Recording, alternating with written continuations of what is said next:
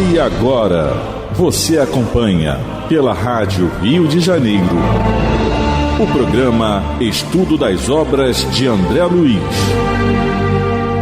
Vamos refletir sobre o livro Nosso Lar. Produção e apresentação, Tereza Cristina e Marco Antônio. Olá, caros ouvintes da Rádio Rio de Janeiro. É bom estarmos novamente juntos para estudar o livro Nosso Lar, essa obra que foi ditada pelo Espírito de André Luiz, ao nosso querido Francisco Cândido Xavier. Amigos ouvintes da Rádio Rio de Janeiro, com muita alegria que retornamos para continuarmos o nosso estudo da obra Nosso Lar. Nós estamos no capítulo 11, em que Lísias está relatando André Luiz, continua relatando, né, o funcionamento da colônia, e falando agora do trabalho, né, do trabalho, da imposição. Ele fala bem claro da imposição do trabalho, falou da lei do descanso também, para que o trabalho fosse mais produtivo, e fala também da lei do descanso. Isso dá trabalho, né? Alguém trabalha nesses setores, várias pessoas trabalham para o funcionamento, e ele fala da lei do descanso, que é rigorosamente observada, né? Nós vamos ver depois dessa lei do descanso a necessidade dela para a recuperação das forças e as pessoas trabalharem com o máximo de aproveitamento em seus setores. E ele fala também para que não fiquem sobrecarregando os outros, né? E ele fala também da lei do trabalho, né? Nós terminamos o programa comentando sobre a lei do trabalho, iniciando, né, Tereza, o comentário, porque ainda tem mais sim, a lei do trabalho, a falar sobre então, a lei do trabalho. Que é rigorosamente cumprida. Citamos as questões 675, 676 do Livro dos Espíritos, do capítulo 3º da lei do trabalho, em que Kardec pergunta o porquê da imposição do trabalho ao homem, e os Espíritos esclarecem a Kardec que é um meio de aperfeiçoamento da inteligência, o desenvolvimento da nossa inteligência, do nosso raciocínio, não é? Por isso. Então, continuando agora. Tereza, quer começar algum comentário sobre o trabalho? Vou falar um pouquinho, tá. Sim. Kardec, no Livro dos Espíritos, na pergunta 678, ele faz a seguinte questão. Nos mundos mais aperfeiçoados, o homem está sujeito à mesma necessidade de trabalho? Resposta. A natureza do trabalho é relativa à natureza das necessidades. Quanto menos as necessidades são materiais, menos o trabalho é material. Mas não deveis crer por isso que o homem fica inativo e inútil. A ociosidade seria um suplício em vez de ser um benefício. Então, baseado nessa resposta, a gente vê que dentro de Nosso Lar há também uma gradação de trabalho. Porque no Ministério da Regeneração o trabalho é sacrificial, não é? Mas na união divina e no Ministério do Esclarecimento, da elevação, já são ministérios cujo trabalho é menos material. Por isso que aqui na Terra, não é, o trabalho para nós ainda é considerado uma expiação, porque a gente não gosta de trabalhar. Nós ainda somos crianças espirituais. A gente ainda, aos olhos, né, de Deus, perante esse universo infinito, nós somos verdadeiras crianças. E criança gosta de quê? Brincar, comer e dormir. A gente é criança. Então, para nós aqui na Terra, não é? Nós somos verdadeiros bebês ainda. Então, para nós, o trabalho é uma imposição, porque sem o trabalho, não é, a gente não consegue progredir. O trabalho vai nos ajudar a progredir intelectualmente falando. Então, por que a profissão, né, muitas das vezes você coloca, qual é a sua profissão? Estudante. Realmente, estudar é um trabalho muito útil. Mas se a gente não precisar de comer, né, se o nosso alimento, a nossa segurança, a nossa vida não dependesse do trabalho, a gente não trabalharia. Tereza, é só um adendo, porque quando a Tereza coloca assim, a gente não gosta de trabalhar, nós estamos falando de um modo geral de qualquer tipo de trabalho, porque o dia que nós gostar, é como o amor, vamos lá, Nós realmente amamos como Jesus ensinou, que é o amor verdadeiro, é o que Jesus ensinou. O outro que nós chamamos de amor aqui não é amor.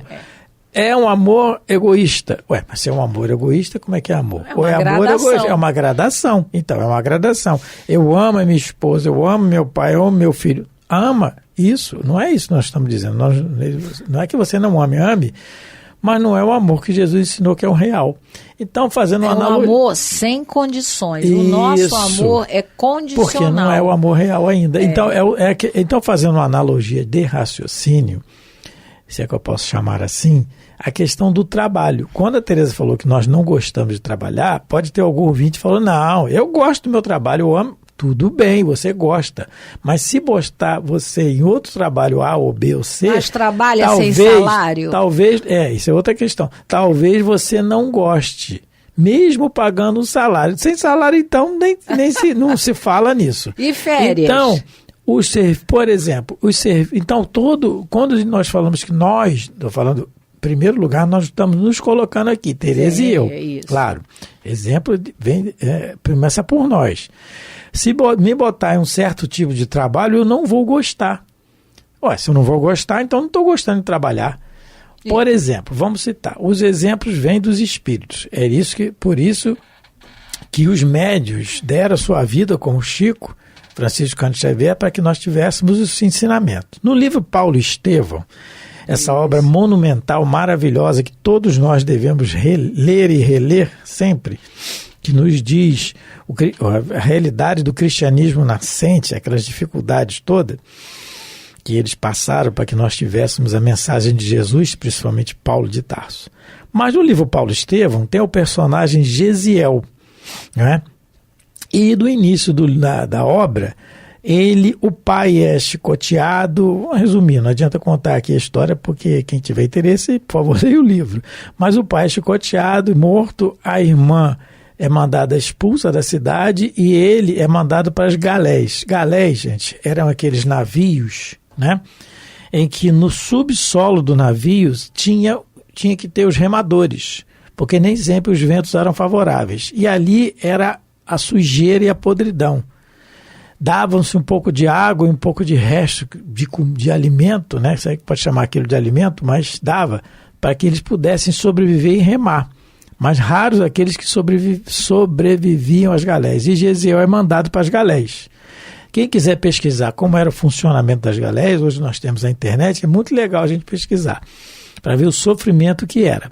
E Gesiel está ali nas galés sem ter feito nada, né? Sem ter feito nada de errado. Mas aí vamos ao que interessa aqui da questão do trabalho. E o Emmanuel relata assim: reduzido à mísera condição de condenado a trabalhos perpétuos. Ele foi condenado a trabalhos perpétuos. Isso está na primeira parte, no capítulo 3 do livro, né? A trabalhos perpétuos, enfrentou a nova situação cheio de confiança e humildade.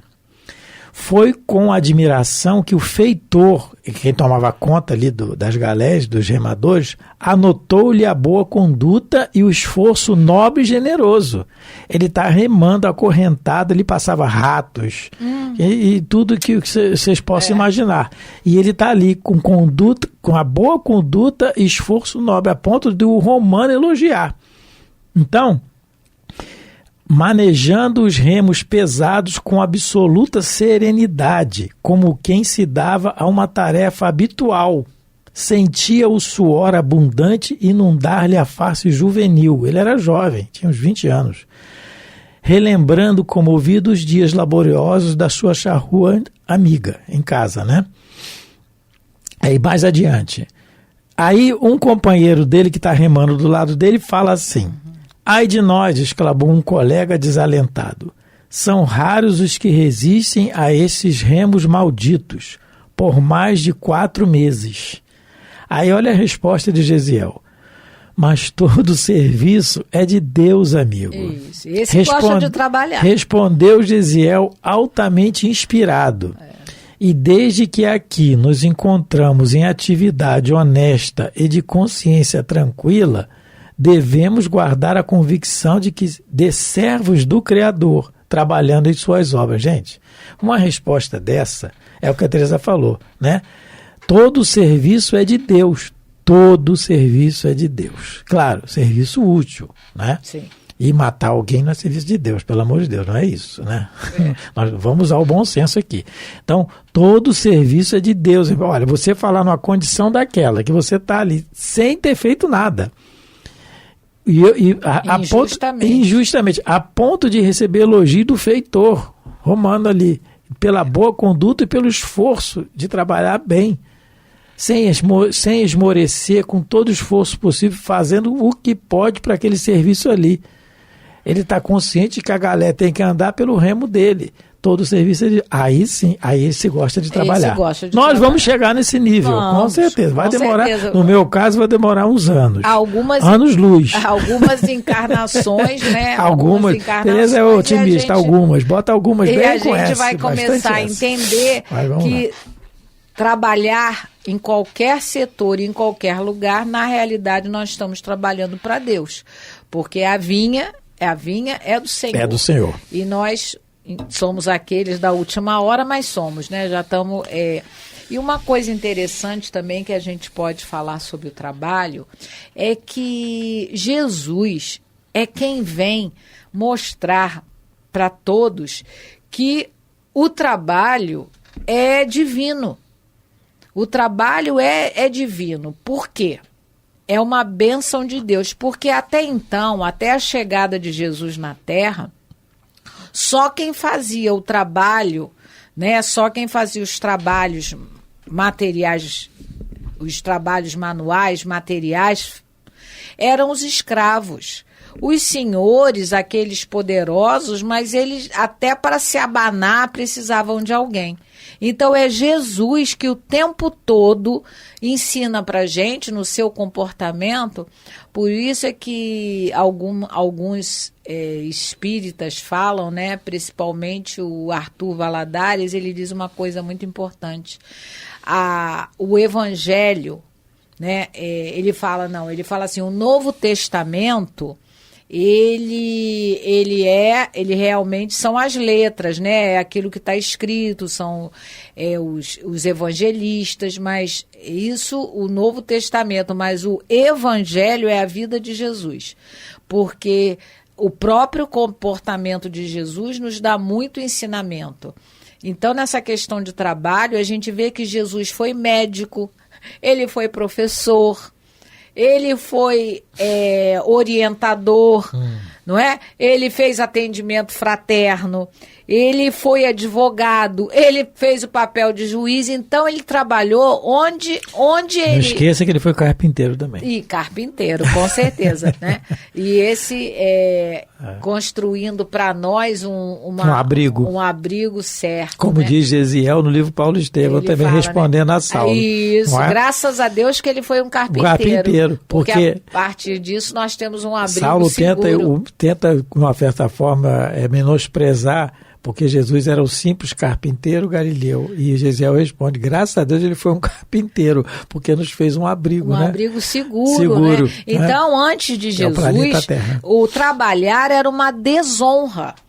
E com Jesus inaugura na Terra, com seu comportamento, mostrando que o trabalho, você tendo um trabalho, você desempenhando qualquer tarefa útil, é uma bênção divina, é uma oportunidade que Deus está te dando para que você possa evoluir, possa melhorar, porque através do trabalho a gente desenvolve a nossa inteligência, não é?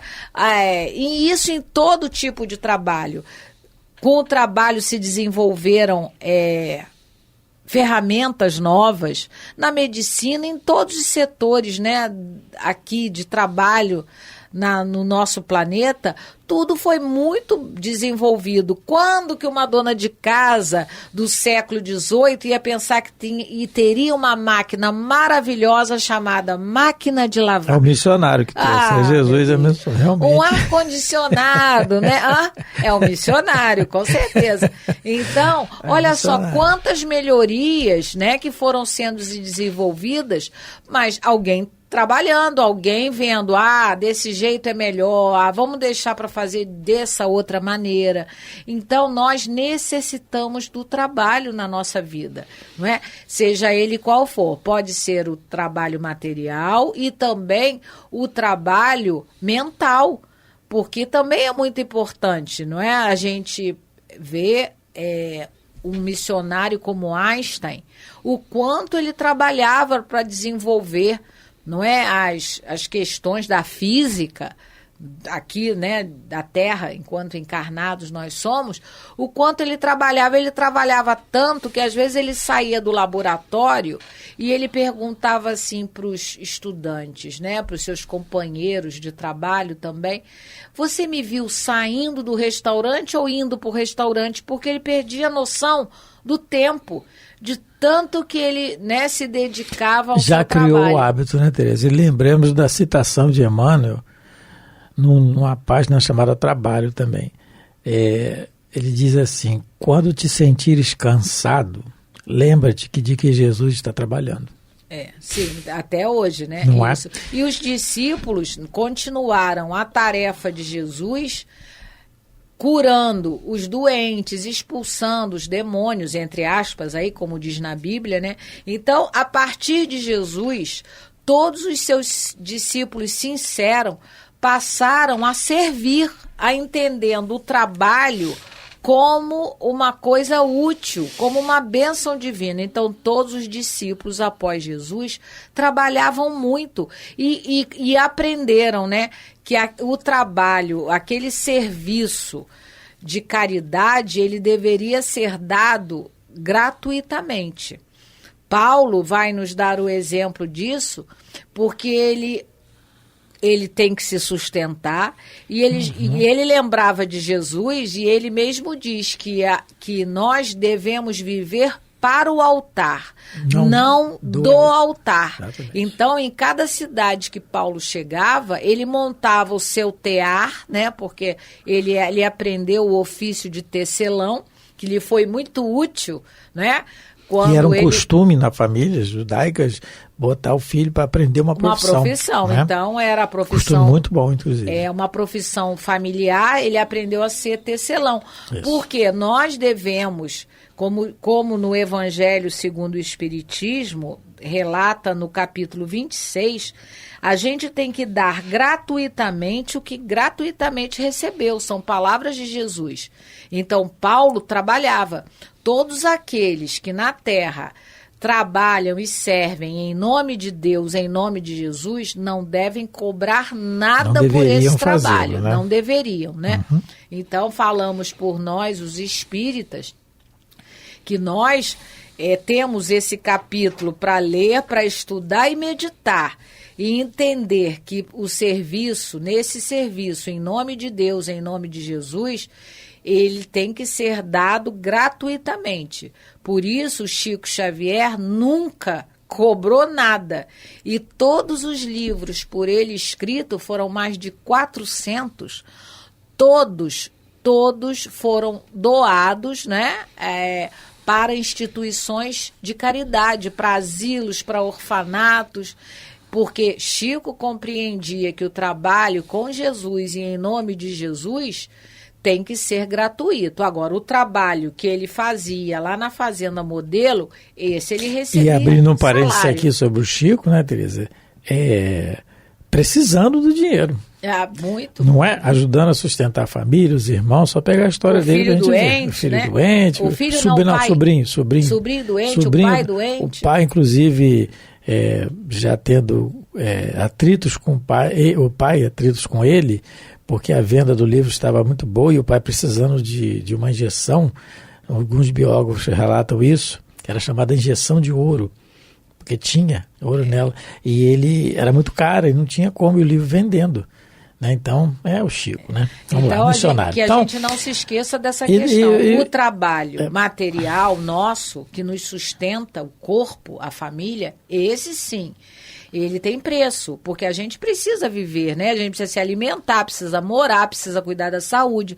Mas o outro trabalho, que é aquele trabalho que a gente faz em nome de Deus, em nome de Jesus, esse jamais deveria ser cobrado por ninguém.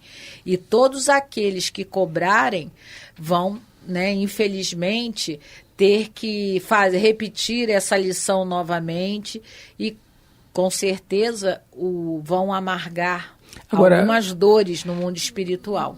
Antes de... Estamos na reta final, né? Mas só também observando, Tereza, a questão do trabalho, não só do trabalho, mas o modo como se trabalha, o jeito como se faz o trabalho, com alegria, né? A gente nem leu, né, Marcos? A gente nem leu ainda, vamos ler. Não, é mesmo. Nós só comentamos, hoje a gente nem leu. Eu falei no programa anterior que esse tema do trabalho vai dar trabalho.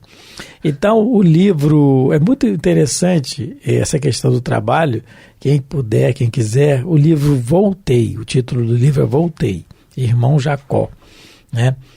É psicografado pelo Chico. É a história da desencarnação e a chegada no plano espiritual do Frederico, como é o nome dele?